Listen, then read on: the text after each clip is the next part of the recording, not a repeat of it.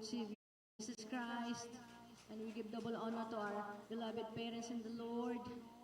We remember and cherish the blessed preachings and teachings of our dearly beloved and honorable Pastor Evangelist Wildy Almeida and beloved Assistant Pastor Lina C. Almeida. Greetings to the beloved Almeida family, beloved preachers, workers, beloved brethren, visitors, and broadcast viewers. I would like to introduce myself for a little.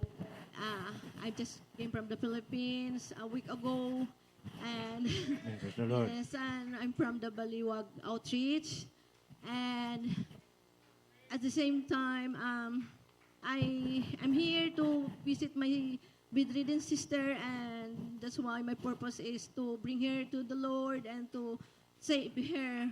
Amen. Because it's so hard that I have not seen her for 4 years, and she's alone, staying in the hospital.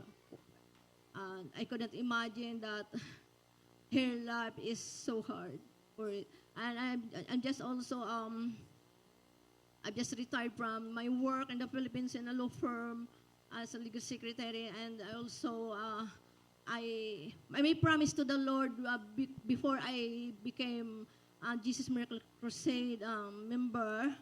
I have also came from so much trouble, of spiritual trouble. I mean, so much. I'm speaking Taglish because you know that I am not from here. Yes, Amen. I hope. Sorry about the other one who can't understand well. Yes. When I started my work, my boss, my immediate boss actually is not my boss, and maybe he saw me that I'm hardworking. She changed his secretary, and his secretary exchanged from my other boss. So, in short, nainggit po pala siya na hindi ko alam, at saka nagkaroon po ako ng barang at kulam for more than 20 years na hindi ko po alam. So, I got through po lahat ng mga skin allergies, and then po, ang sakit po ng buong katawan ko. I have sinusitis, headaches, everything, stomach trouble, stomach acid, acid reflux, every time mayroon po akong nahihilo ako parati, but I still manage to go to work. And then po, before the pandemic po, yun na dumating na sobra na po, talagang severe na yung nararamdaman ko. Alam nyo po, yung high blood pressure ko, it was my first time na nakaramdam ng high blood pressure na 300 or 285 all the time. But I still keep managed to talk to the Lord that, God, Jesus, I know you are alive and buhay ka, saan ka man naroroon, ituro mo ang banal na gawain mo dahil gusto ko gumaling at gusto kong maglingkod sa'yo. Iwanan ko yung trabaho ko kahit ganito, ano mang kagandang trabahong ito, pero alam ko dahil ikaw ay ang susundin ko pag ako'y gumaling. At saka po, alam mo, for 3 years din po akong nagdasal. Meron po akong isang napanood sa Christian na online lang po, and he preached here in the US, but he was already in our Lord. Jesus Christ also baptized him. So I believe that it was a great start for me to listen to that, and then reading the Bible while sick, and at the same time going to work. And after 3 years, Jesus baptized me. No one teach me that, okay, or introduce me to the Jesus Miracle Crusade. No, I myself seek His kingdom, and I always cried all the night that bring me to your church, because I believe even from before, noon, ngayon, at mapakailan nga man ay hindi ka nagbabago, ikaw pa rin ang Diyos, at ikaw yung Diyos na nagpapagaling sa lahat mong mga anak. At doon po nag-start na may have cousin na I ask him na, saan ba anong church meron kang sinasambahan? Hindi ko po naintindihan, pero, na hindi ko naririnig ang pangalan Jesus Miracle Crusade, pero iyak pa rin ako ng iyak sa mahal na Panginoon. At po, one time, sabi ko, mahal na Panginoon, gusto ko na po dahil hindi ko na po kaya. Hindi ko alam kung ano na pong gagawin ko. Basta alam ko, ikaw ang makapagligtas sa akin. At binigyan po niya akong pagkakataon na sabi ng pinsan ko, tawagan mo ang tita mo. Doon ko po nagsimula na alas 2 a.m. nag-pack up na po ako.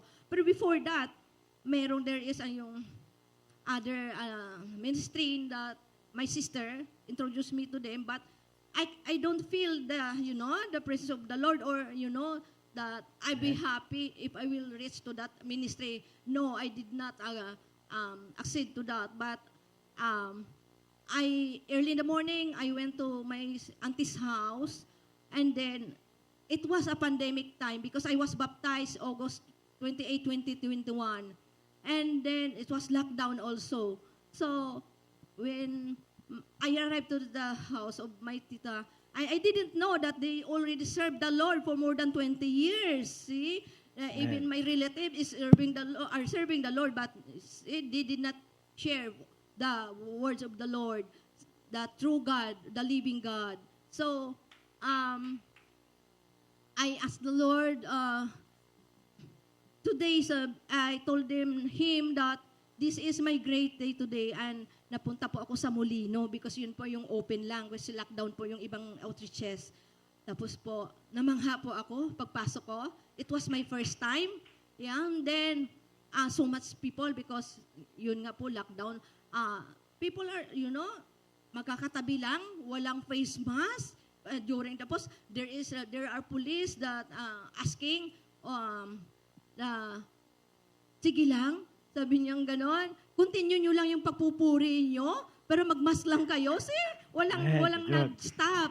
That even the other ministry has done actually locked down, and they are only doing their attendance online. So, I was very happy because after that, I got baptized, and then the next day, I fasting with my titas. They accompany me to go fasting. Then 3 days I am on fasting because sa Molino there is po yung picture ng mahal na pastor, mahal na pastora, yung Talipaw Peace Mission.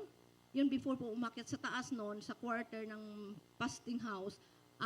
Kinakausap ko yung picture ng mahal na pastor. Actually, I never met mahal na pastor pa. Tapos I always ask him, mahal na pastor, alam ko ililihans mo ko kasi gusto ko ilihans mo ako, gusto kong gumaling sa pangalan ng mahal na Panginoong Hesus.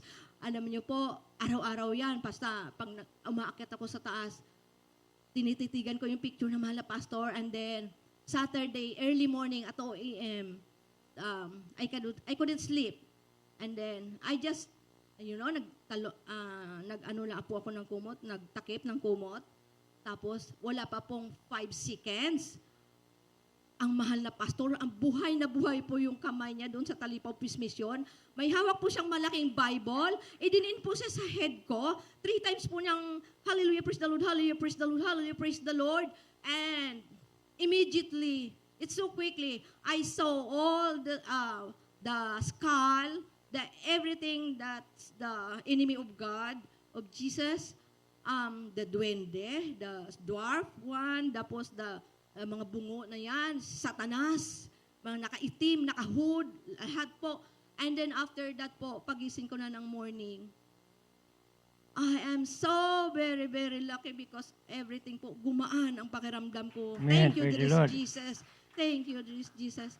Tapos po, nagsimula na po noon habang nagpupuri ako because I have also uric acid na wala po. Yung pagdudumi ko po, yung hirap ako, may almoranas pa. Pero basta po, samba lang ako ng samba, walang tigil ng pagsasamba. And then paunti-unti lang po gradually, God healed me. Yes. Amen. And then po, yung sakit ko na ginawa ng barang kulam sa akin sa office ng ka-office mate ko, bubog, salugsog po ang nakita ko sa buong katawan ko, karayom, insects, and yung walis tingting po, yung bagyo, ang Makati po yun, super itchy po, napakakati. Pero tiniis ko lang po at lumuhod sa mahal na Panginoon na alam ko, mawawala din po yan. So, now, in short po, nawala na rin po lahat yan. By the grace of the Lord. Thank you so much, there is Jesus. And then po, skeletal of work ang office namin, yun na, baksin na. Kailangan po talaga lahat mabaksinan. Though na ang yung hindi pa ako nagkasakit na binigyan ako ng mahal na Panginoong Jesus ng sakit dahil po ang reason is that umalis ako for a while sa office to have a medical leave because ang ayaw na magpabaksin, hindi pwede mabaksin, hindi sila excuse. So lahat po talaga walang exempted at lahat sila vaccinated. By God's grace, gumaling po ako, I stayed in the house for 1 year kasi po nagkaroon ako ng yung tuberculosis na acquired lang, not tuberculosis. So yun pala ang way of Jesus to keep me away from the vaccination. So until now, after when I retired, I have never been vaccinated and I've never been got sick. But because others, or even my one boss asked me, have you been sick after you have vaccinated? No, I am not, sir. Sir, I am not vaccinated because my God is Jesus and I rely Jesus. I do not need to have been vaccinated. Oh, really? Sabi nga sa akin, ako nga nagkasakit sabi ko po, naglilingkod po ako sa mahal na Panginoon. Amen. Oh, yes. Opo. And then, so skeletal pa rin po yung pasok.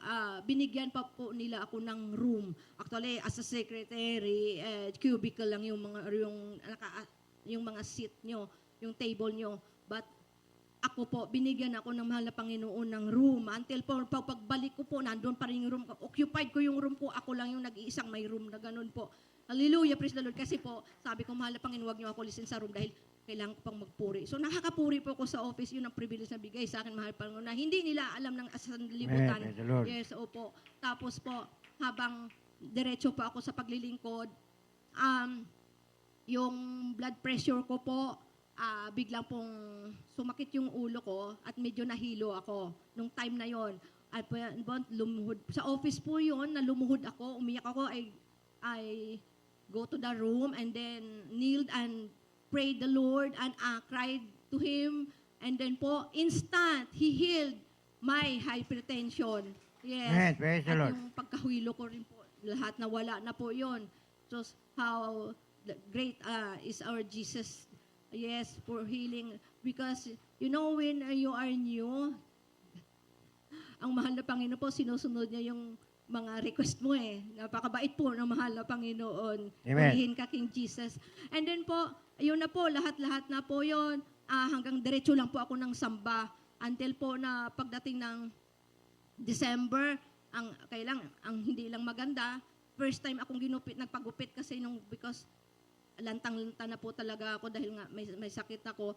Ginupitan pa po ng bakla yung aking buhok. So, sobrang ikse. Pero nung nagsamba na po ako sa mahal na Panginoon, 3 months pa lang, binigyan na po niya ako ng adult uniform. Thank you, there is Jesus.